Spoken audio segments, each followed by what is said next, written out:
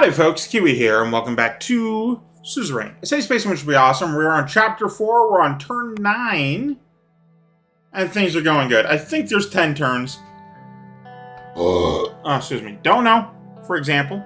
But I am going to go into Whole Sword and have a call with Evelyn Vectorn, which I don't believe is going to go well. Midnight. I was in the living room watching the tail end of a news report when I heard the phone ring. I sighed and walked over to the phone, wondering who could be calling me this late. I picked it up. Well, who is this? I heard a soft voice from the other end. Hello, Anton. This is Evelyn. Sorry for calling so late. You want to talk to Monica, she's sleeping right now. Actually, I was calling for you. Can't this wait until the morning? I don't think it can. I didn't know who to call.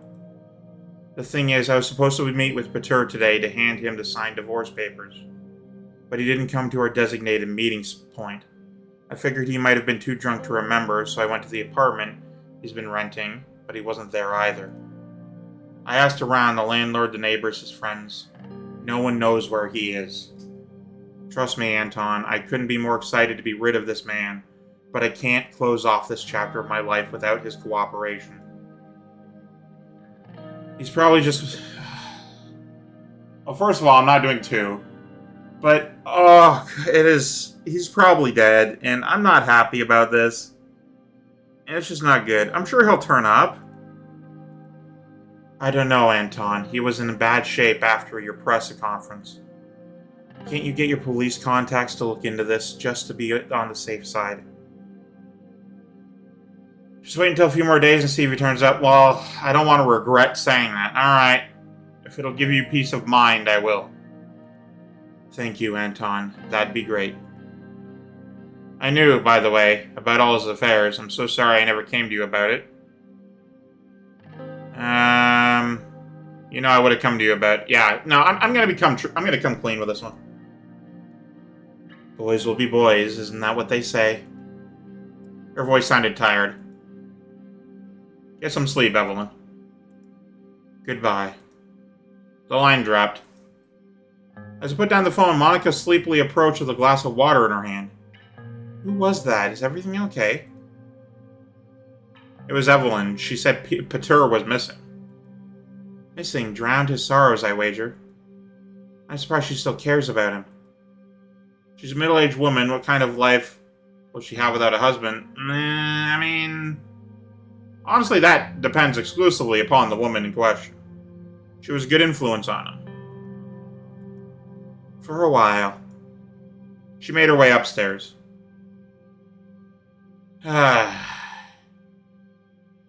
Continue watching TV. I went to bed after a few hours. As I was eating breakfast the next morning, the phone rang. Yep, there it comes. I picked it up. It was Evelyn. Any news? Unfortunately, yes. Evelyn's voice wavered. I found a friend of mine in Erlery convinced local police to scour the area. They found Pater's wedding ring along with a half-empty bottle of pills and a handwritten note on a bridge overlooking the river. Content warning, I suppose. Nothing will be seen, but this is not exactly a light topic. I think they're telling me she trailed off.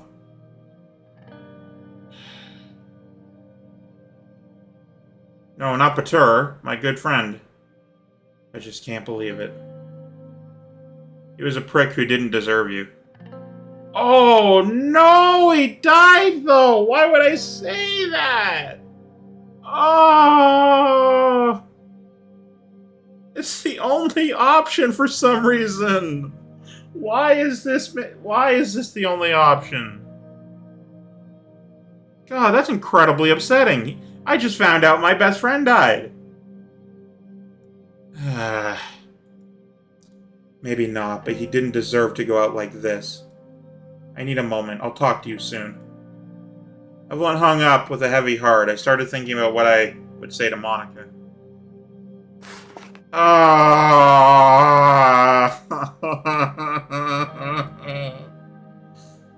Is a Swedish politician the former vice president? Tells him dismissal 1956. It still says is. He was dismissed from his post shortly after the scandal. I feel as though this may or may not be an out-of-date report on him. Former Vice President's suicide confirmed.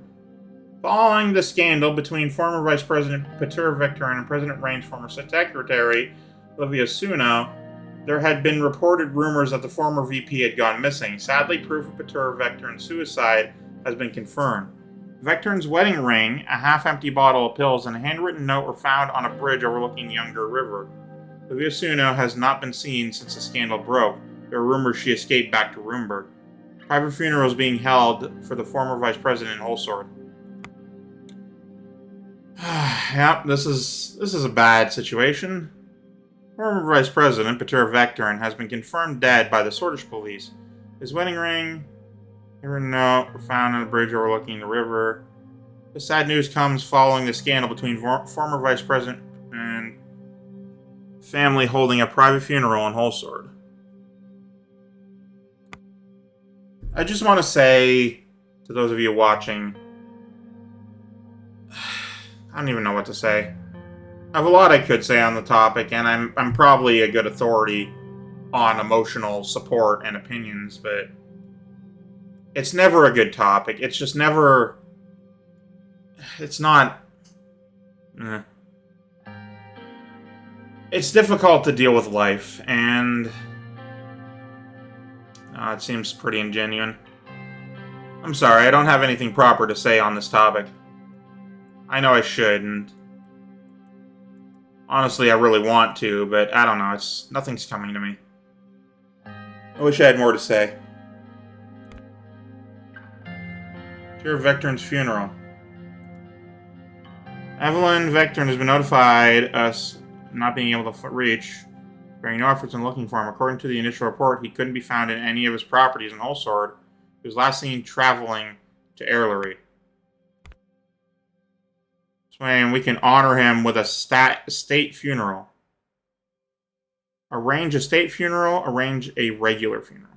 The ex-vice president, Peter Victorin, has unfortunately passed away. Preparations are being made, and his body is being readied for the final journey. So they can choose to honor his services to the nation with a state funeral or arrange a regular one. I know there's going to be some bullshit about, the public opinion, and, he was a cheating bastard, and blah, blah, blah. I don't know. I don't like that X there. I would prefer former vice president. I'm going to arrange a regular funeral. I'm not going to turn it into a media show. This is the life. This is the life of someone whom I cared about. Funeral of Peter Victorin. Entrance to the ceremony, Airlery. Our convoy pulled up to the gates of the public ceremony in Airlery, Peter's hometown. Monica and Dina were beside me in the car. News of Peter's death had hit Frank especially hard. Rather than attend the funeral, he had taken a few days off from school to have time to himself. To reflect and feel, better about himself. People need time to grieve these things. Monica looked numb and empty. Dina appeared to be deep in thought. But how did Uncle Peter die? Why won't anyone tell me? Monica looked like she was about to cry. Oh no! It doesn't matter, sweetheart.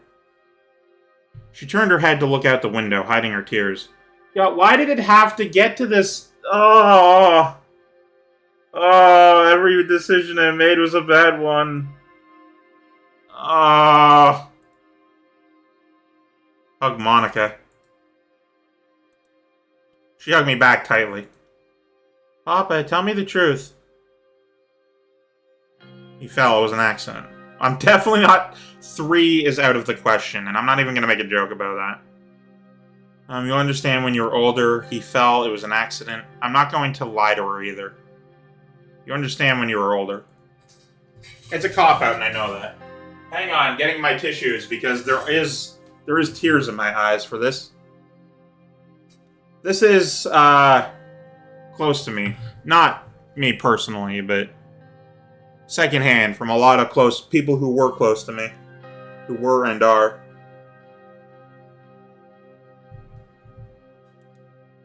That's not fair. I'm almost 12. The driver's window rolled down. We've arrived, Mr. President. My deepest condolences. I know you and Mr. Vectorn were very close. We weren't at the end. You're right, we were. Thank you, Serge. Serge went outside and opened our door. As soon as we stepped out, camera flashes went off. Evelyn Vectorn is waiting for us. Upon seeing her, Monica ran up to her and they hugged. Oh, no. Evelyn, I'm so sorry. How are you holding up? So. It's hard to play the bereaved widow, knowing the kind of man he really was. But still, we were married almost 20 years, Monica. And the way he died, it's just too sudden. They usually are sudden like that. They hugged once again. Evelyn wiped her tears and patted Dina on the head before turning to me. I'm gonna hug her too. We've known each other for a very long time. She took my hand in hers and she pulled back. I know there's nothing either of us could have done, but I still can't help feeling responsible for this. Oh god, me too. Oh, fucking. It's not your fault, Evelyn.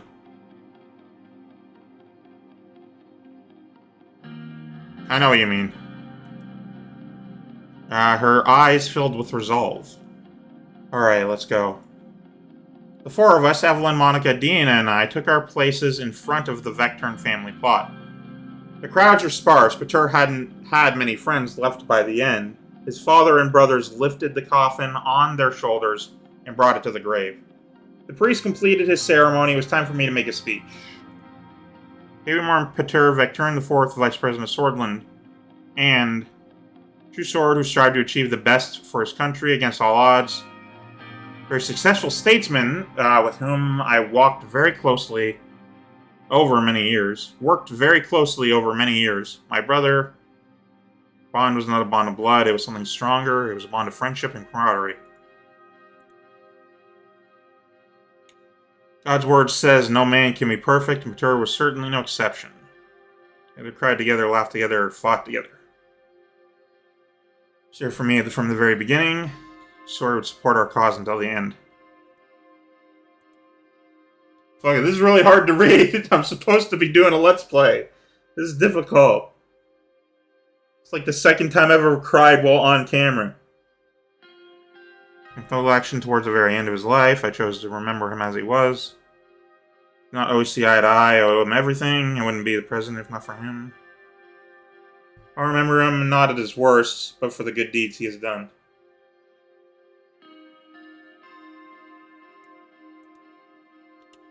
He was always looked to the future. That's what he would have wanted. Path he paved will go down in history. Huh. Sordland has seen never again will it. That's what he would have wanted. Thank you. You will be missed. With the applause, I went back to... There shouldn't be applause! Walked past Evelyn, she mouthed the words, thank you.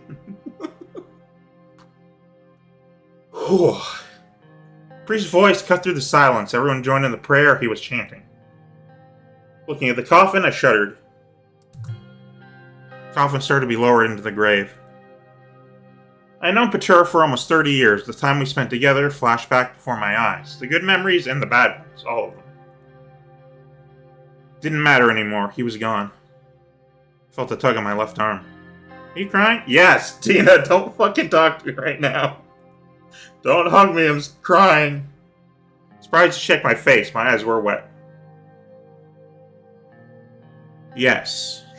I won't lie about that either. Men can cry. Are you kidding? She hugged my leg. Come on, Dina, let's go. The coffin was fully lowered and the tombstone placed. The crowd began dispersing. Leave a bottle of whiskey on his grave. You know what? I will.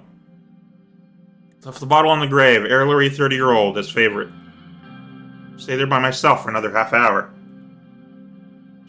Sun finally set after painting the sky blood red. Man, I'm fucking... sorry, guys. Fucking hell. So, the reason I'm crying is because I have lost people that are very important to me. It's very reminiscent of that. Now, I've never had to speak at a funeral. I've never been at, like, a funeral for someone who's very important to me, and I was old enough and informed and, I guess, close enough to say any words. Eventually I'm going to have to, and I'm going to be a crying mess the whole time. But other than that, I have lost people close to me, and this is... I need to take a break in a moment, but... this did hit kind of close to home a little bit, so I'm gonna pause and be right back. Alright, so I am back now. I took my time to reflect, get my full cry out. When you start, you can't just pause partway through and sort of tuck it back under the carpet. You gotta get the whole thing out. So let's talk about what happened, because there is more on the horizon, as this is about to tell you.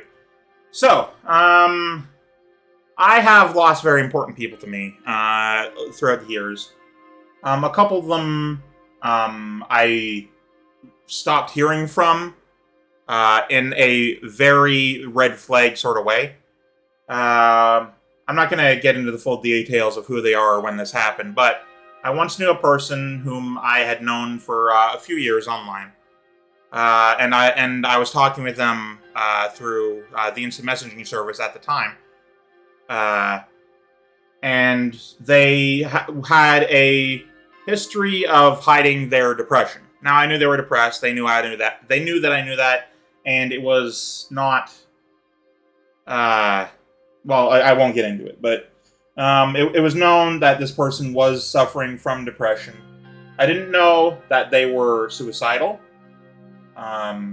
But one day they came to me.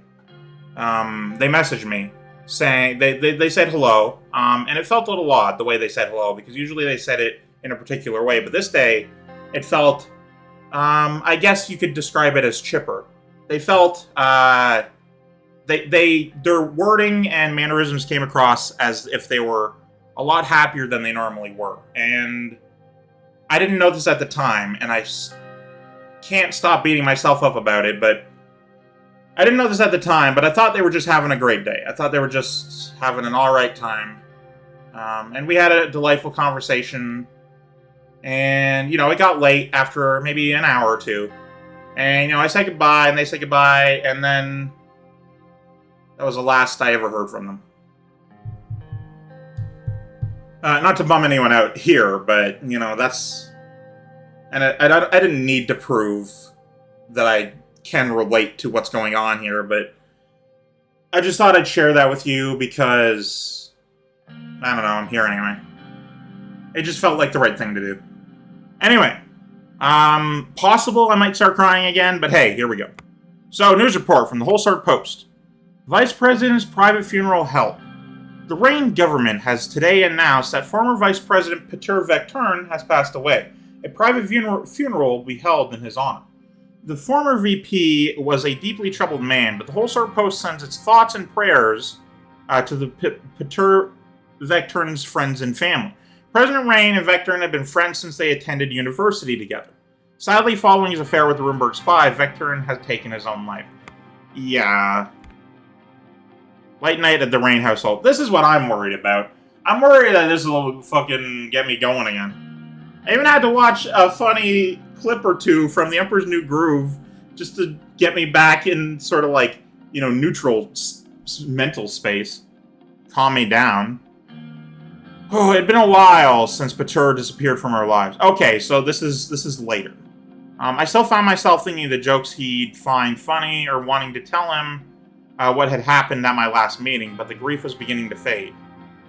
Everyone grieves differently. It's not... You can either be quick, you can be slow, you can never get over, or you can feel nothing. It's really up to the individual. And it's all natural. Never feel like you are grieving wrong, because that thinking is what's wrong. What you're doing is naturally processing emotions that you aren't designed to handle. Anyway, Monica visited Evelyn often at first, helping her process her mixed emotions. Eventually, Evelyn said Peter's villa in Erlery was sold the proceeds to travel the world, something she'd always wanted to do when she and Peter were together. But for myself and Monica, though, life in the capital had to go on, and it did. After weeks of long nights, finally, Monica, Sierra, and the Women's Rights Commission had succeeded in presenting their bill before the Assembly, only for it to fail. And of course it did. I left work early expecting my wife to be in need of comfort, but it had been hours since I'd gotten home, and she still wasn't there. I was dozing off on the couch after yet another frozen TV dinner when I heard the key turn in the lock. Monica stumbled into the hall. Honey, I'm home. Where were you? I'm just having a few drinks. Oh, she's drunk. Oh, no. Well, I mean, I know you had to calm down. I guess that's fine. And you can probably afford the tax on alcohol. We were so close to winning, Anton. Those goddamn assembly pricks ruined it all. She collapsed onto the couch and buried her head in her hands. So you decided to get juiced. You could have invited me to the commiseration session. I'm not going to accuse her. Everyone's allowed to get drunk when they're feeling bad. Well, maybe not specifically drunk, but they're allowed to intoxicate themselves if they've had a rough time. At least once. Not dangerously, at least. Oh, you would have found it boring, and somebody had to look after Dina. My God, I'm starting to see what I put you through all those years. All those years? I believe you're turning into a politician, Miss Rayne. Not sure I like this side. No, I definitely like... I'm fine with this side of her. Get used to it, baby. Seriously, Anton, this is what I want to do. I've never felt so alive. Oh, you're feeling good. Okay. I'm happy if you're happy. I'm glad something came out of these hellish years. Don't you worry. The best is yet to come. Now all we have to do is make sure you stay in office. That ain't fucking happening, my dear. You let me worry about that. And that's where the real politics begins. You by my side, how can I lose? Monica smiled, took my hand, and wordlessly led me upstairs to the bedroom. Uh-oh. Is Dina getting a younger sibling? Alright. I'm laughing on the outside. I'm recovering on the inside. Let me clarify. Read the report from Lockhaven. One-on-one interview from Keywii.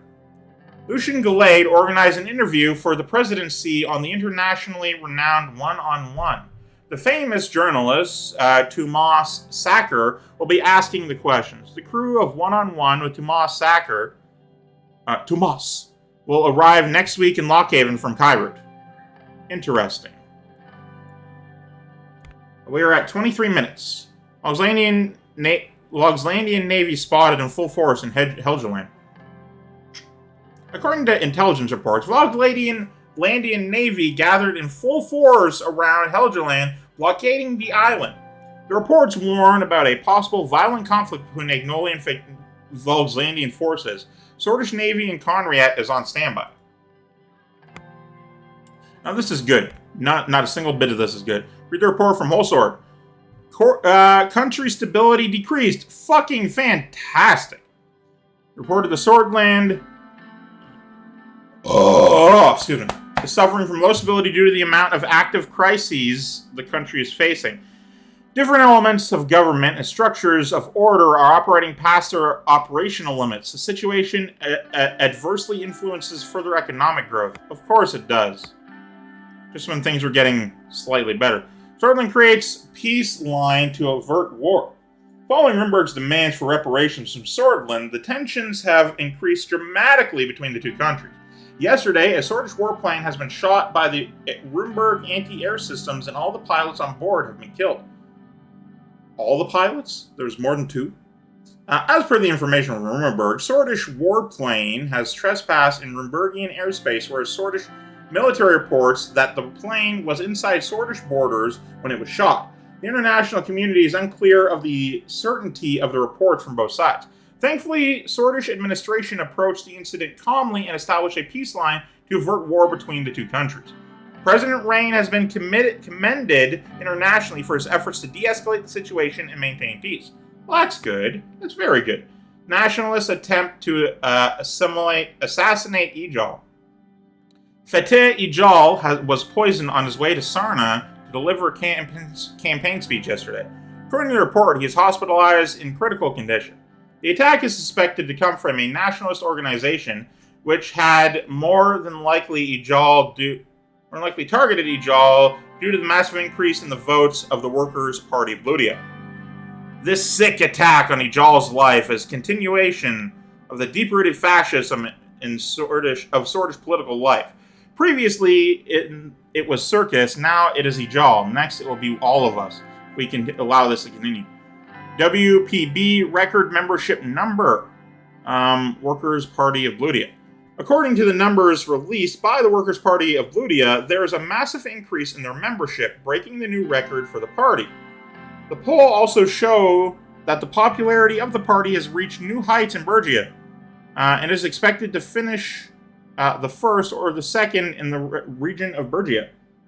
Fateh Ijal said in a public statement, before he was almost assassinated, Workers' Party is leading a great journey to the Maroon Palace to finally bring about the people's revolution. Those who are at the top may continue ignoring us, but the people will respond to them in the polls. Which one is Bergia? Is it this one? It is absolutely this one. The one that is likely to become Blutish country.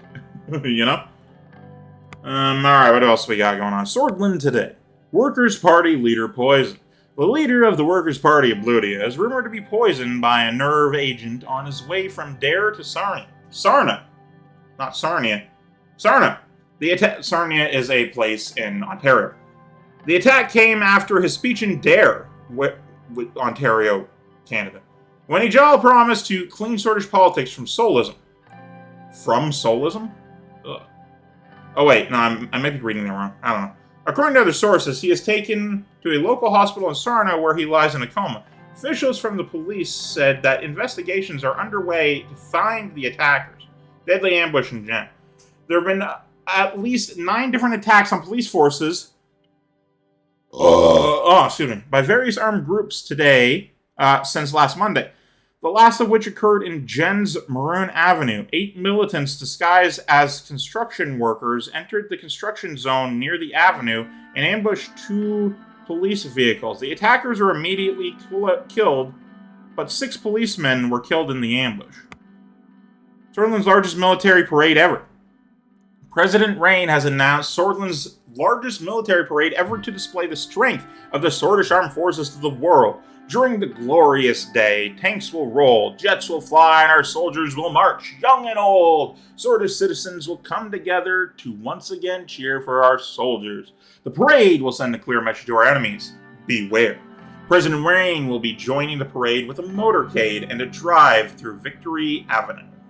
Armed groups declare war against the state. After the government's response to the protests, certain groups within the protesters released a joint statement declaring Anton Rayne's presidency to be over. The groups called every protester and citizen to join what they called a March for Freedom. While being no match for the honorable Sordish security personnel, it is disgusting that such armed groups can infiltrate protesters and ignite bloody conflict. The sad reality is especially pronounced by the fact that a lot of peaceful protesters have started to be swayed by the militants to partake in riots, vandalizing government properties. Sordish police forces are already standing ready to protect their brothers and sisters, and will surely bring the situation under control. Or escalate it, What do you got in the Codex? Well, let's go back. Party leaders. Fateh Ijal, the Sordish writer and thing. 1957, Ijal was poisoned by a nerve agent by a Sordish nationalist. What's going on in Anrika? The election speech at the USPHQ. Alright, well.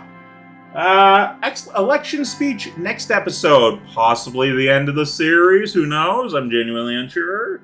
That ought to be for this one. Thank you guys so much for watching. I, of course, have been Keywii. You've been great tuning yourself. Have a delightful day. I love you all. Goodbye.